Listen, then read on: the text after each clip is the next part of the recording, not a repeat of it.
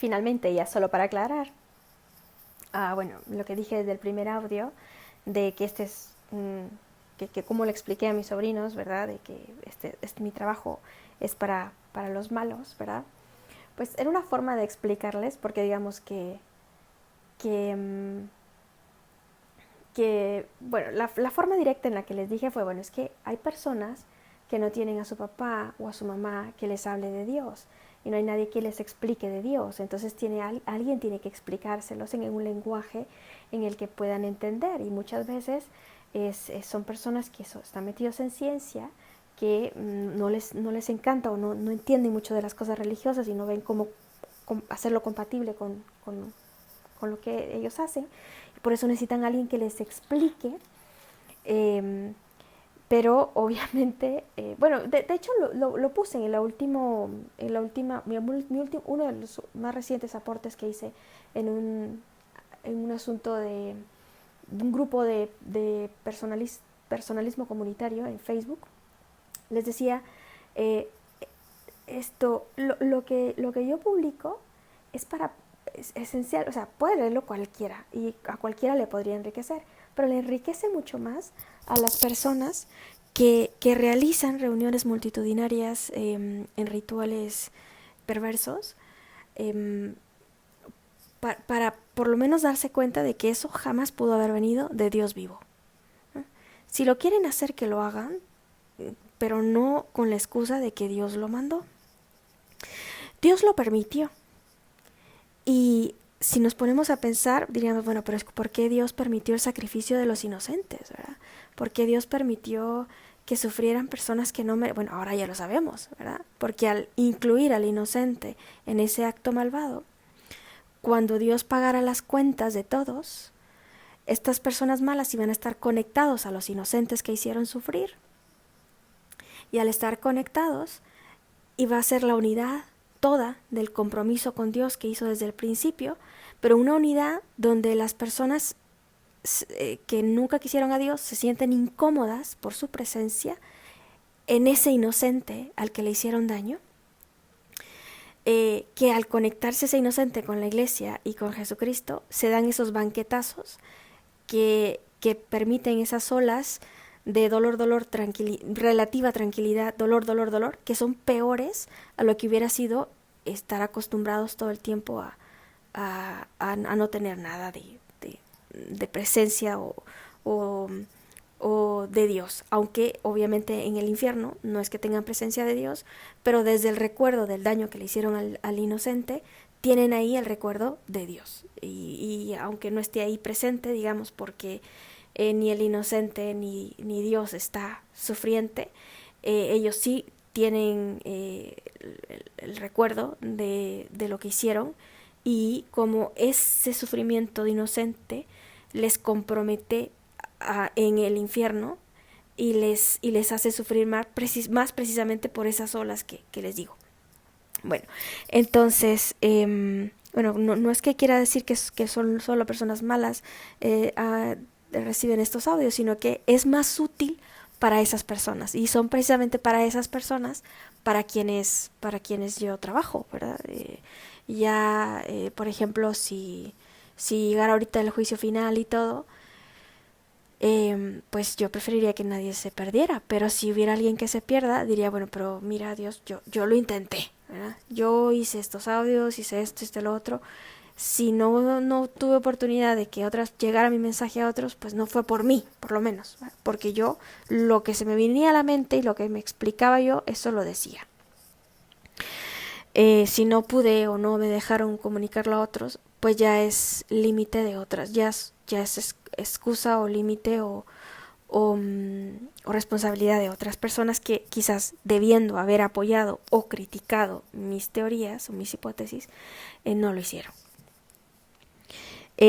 Por supuesto, vemos que Dios permitió el sufrimiento del inocente porque sabía que iba a haber un bien mayor, el dolor en el nombre de la iglesia, que las personas que eventualmente acepten ese dolor en representación por la iglesia, inocentes o no inocentes, desde ese dolor o desde esa humildad o de esa identificación con la iglesia, iban a poder eventualmente pertenecer a ella y en eso vivir en el cielo. ¿Cómo?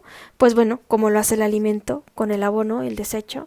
El desecho en el abono se pone en la tierra y se convierte en lechuga, por ejemplo. Parte de esa lechuga es comida, parte de esa lechuga es absorbida por el cuerpo y otra es desechada. Y luego ese desecho se convierte otra vez en abono, ese abono se convierte otra vez en lechuga y tiene otra, o sea, pasa por un gran sufrimiento, ¿verdad? Y tiene otra oportunidad de pertenecer al cuerpo de la iglesia, por ejemplo. ¿Quién es la iglesia? Bueno, pues yo no estoy hablando de una jaula de mármol. Estoy hablando de alguien, de la persona humana, que es como templo de Dios. En el Apocalipsis lo describe como una mujer, pero al describirlo como una mujer implica que no solo las mujeres, ¿verdad? ¿Por qué? Pues porque la mujer puede tener dentro a bebés, ¿verdad? Millones de bebés. En la iglesia, en el templo virgen de Nuestra Señora la Inmaculada, que es icono de la iglesia, y entonces ahí estamos todos. Al decir que está en una mujer es como decir que está en todos, ¿verdad? Bueno, en todos los que quieran pertenecer. ¿A qué? ¿A la jaula de mármol? No. Los que quieran pertenecer a eso que ama, busca y comunica la verdad, que es como lo principal que hace que una mujer sea esposa de Dios, ¿verdad? O sea, de una u otra forma partícipe del encuentro con Dios. Se pueden imaginar lo interesante que es esto del dolor en el tiempo, ¿verdad? Y Dios diciéndonos, ¿no? Que al ser nosotros inocentes, ¿verdad? Dios, pero ¿por qué no nos haces justicia? ¿Verdad? Está en la Biblia, ¿verdad? ¿Por qué no nos haces justicia, Dios?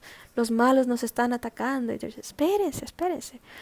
Dios lo sabía. Dios sabía que al final esa conexión con los inocentes que tenía el demonio por tratar de perseguir a la iglesia iba a salirle...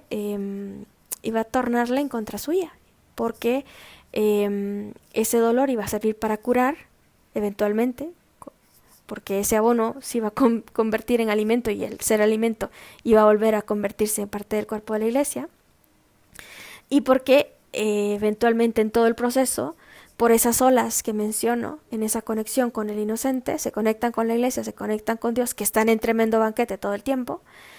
Y bueno, pues esas personas pasan por esas olas y aunque estén en un dolor eterno, infinito o terrible, no logran terminarse de acostumbrar al dolor por esa conexión que tienen con el inocente, que pues esa relativa tranquilidad que puedan conseguir hace que sea peor el siguiente dolor y así, por la conexión que tienen con el inocente, por el daño, por la maldad. Por eso es que quizás en la Biblia observamos en el Apocalipsis que dice, no hagas todavía justicia hasta que estén sellados todos, ¿verdad? Y normalmente el sello de Dios la marca de Dios es un poco el sufrimiento, ¿verdad? Si vemos todas las personas la mayoría de personas que intentan hacer algo bueno, pues terminan sufrientes, ¿verdad? En algún sentido la palabra martirio, que originalmente es testigo de la verdad, termina asociándose a castigo, ¿verdad? El mártir tiene la connotación de que es una persona sufriente, ¿verdad? ¿Por qué? Pues porque en este mundo las personas que buscan promover la verdad normalmente pues, sufrimos en algo. Entonces, bueno, pues esta conexión del sufriente era como un sello que iba a conectar a los malvados con Dios por medio de los inocentes con la iglesia con Dios, y en eso está la total unión. Entonces, la promesa que Dios hace a todas las personas desde sus 12 tribus realmente es una condena. Es una condena porque significa un dolor más grande. Por estar conectados todos, significa un dolor más grande para los que sufren, porque nunca terminan desconectados completamente de Dios, porque desde el inocente al que hicieron sufrir, quedan conectados en esas olas y no terminarán nunca de acostumbrarse a vivir sin Dios. Y por eso es el triunfo de Dios en la iglesia. Porque Dios, o el dolor, es un elogio al bien perdido. Entonces, desde el dolor, incluso desde el dolor se le va a dar, desde el dolor del infierno, se le va a dar gloria a Dios, en algún sentido, puesto que el dolor es un duelo, un elogio al bien perdido. Entonces, ese dolor va a ser como un dolor del reconocimiento de la pérdida de algo bueno. Y ahí, aún ahí, también se va a glorificar a Dios, en ese dolor. Entonces, esa unión que se da en el todo, en todas las criaturas, es lo que podemos, está ahí cumplida, digamos, la promesa de Dios, de la unión, pero no significa una salvación universal, ni que todas las personas terminen en el cielo. No, no, no, no.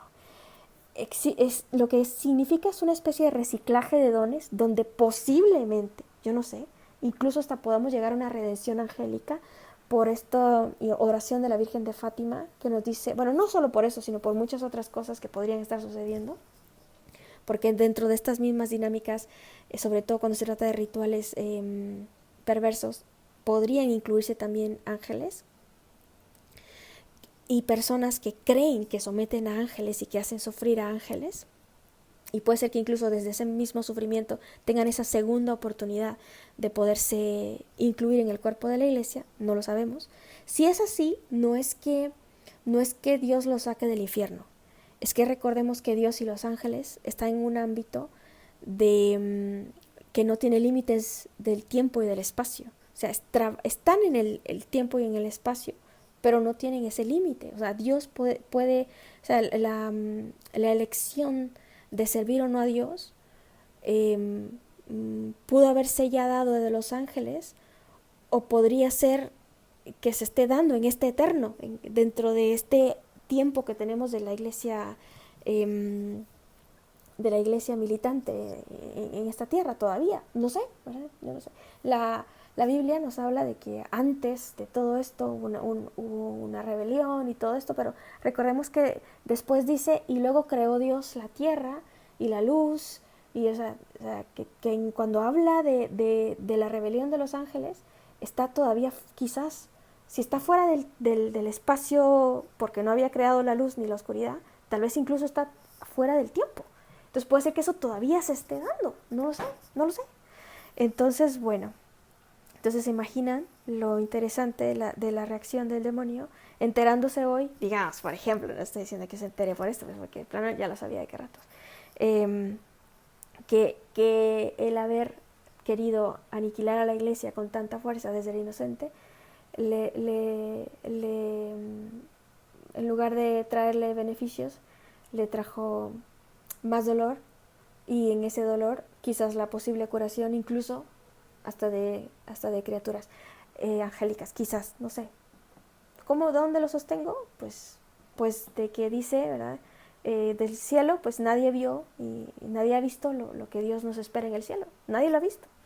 O sea, yo no digo que así que exista redención angélica, yo digo que nadie lo ha visto. Al final nadie lo ha visto. Nadie vio.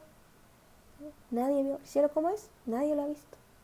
Y que la Virgen María nos pide que recemos, ¿verdad? Oh Jesús mío, líbranos del fuego del infierno, lleva al cielo a todas las almas, especialmente las que más necesitan de tu misericordia. ¿Quién necesita más de la misericordia? ¿Quién más podría ser? Pues obvio, criaturas angélicas y demoníacas.